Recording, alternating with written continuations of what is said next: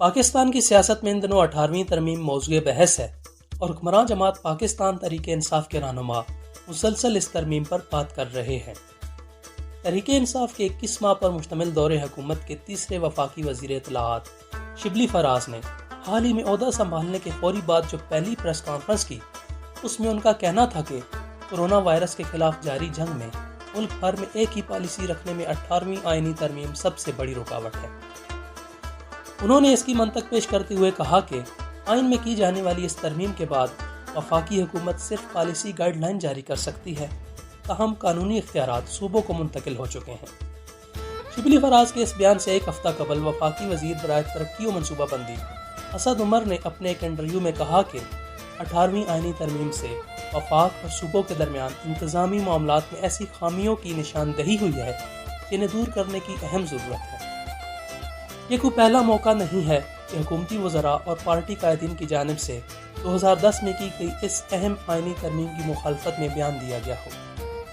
دوسری طرف اس پہ اختلاف کی جماعتوں کی جانب سے 18ویں آئینی ترمیم میں کسی بھی قسم کی چھیڑ چھاڑ کی مخالفت سامنے آئی ہے۔ بالخصوص پاکستان پیپلز پارٹی نے اسے قومی یکجہتی کو نقصان پہنچانے اور آئین و قانون کی پامالی سے تشبیہ دی ہے۔ ناظرین، آج ہم آپ کو بتاتے ہیں کہ 18ویں آئینی ترمیم ہے کیا۔ پاکستان پیپلز پارٹی کے دور حکومت میں بحث و مباحثے کے بعد 19 اپریل 2010 کو پاکستان کی پارلیمان نے 2/3 اکثریت سے ملک کے آئین میں 18ویں ترمیم کی، جس کے ذریعے 1973 کے آئین کی 102 شقوں میں رد و بدل کیا گیا، اور وہ تبدیلیاں کچھ اس طرح سے ہیں۔ صدر مملکت کے اختیارات کو کم کیا گیا، اسمبلیاں تحلیل کرنے کا اختیار صدر سے لے لیا گیا، اسی طرح کئی دیگر اختیارات صدر سے وفاقی اور صوبائی حکومتوں کو منتقل کیے گئے۔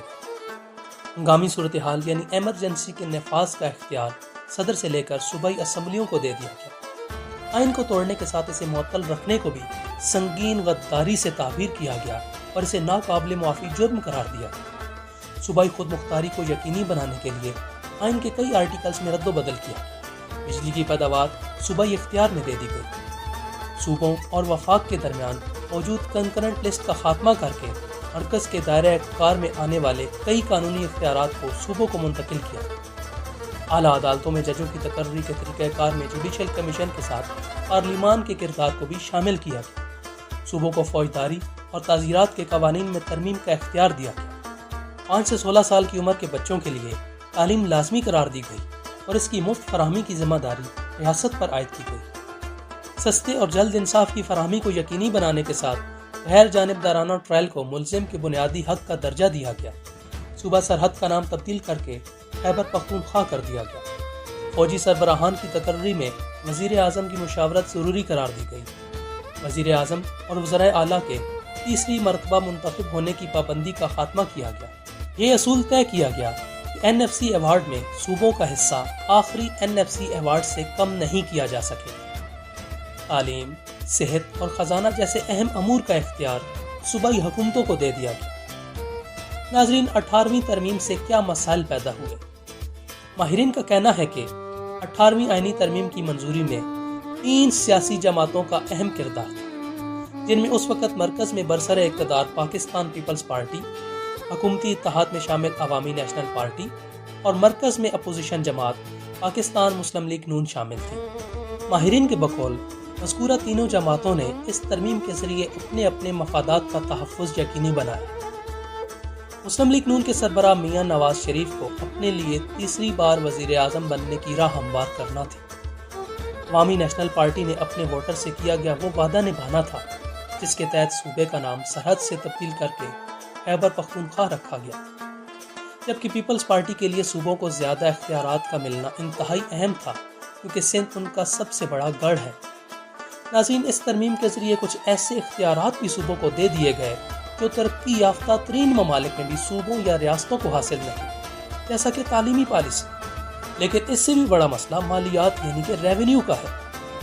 صوبوں کو مالی اختیارات اس قدر زیادہ تفویض کر دیے گئے کہ وہ اسے ہینڈل ہی نہیں کر پا رہے، جبکہ کرپشن اس معاملے میں دوسرا بڑا مسئلہ ہے اور صوبوں سے اس حوالے سے کوئی پوچھنے والا نہیں ہے۔ وفاق کا خیال ہے کہ 18ویں ترمیم کے بعد صوبوں کے پاس ریونیو اختیارات زیادہ اور وفاق کے پاس کم رہ گئے ہیں۔ وفاق کے خیال میں اس نے بین الاقوامی قرضے بھی واپس کرنے ہیں اور دیگر اخراجات بھی اٹھانے ہیں۔ صحت اور تعلیم کے زیادہ تر اختیارات صوبوں کو منتقل ہو جانے سے وفاق میں مزید بے چینی پائی جاتی ہے۔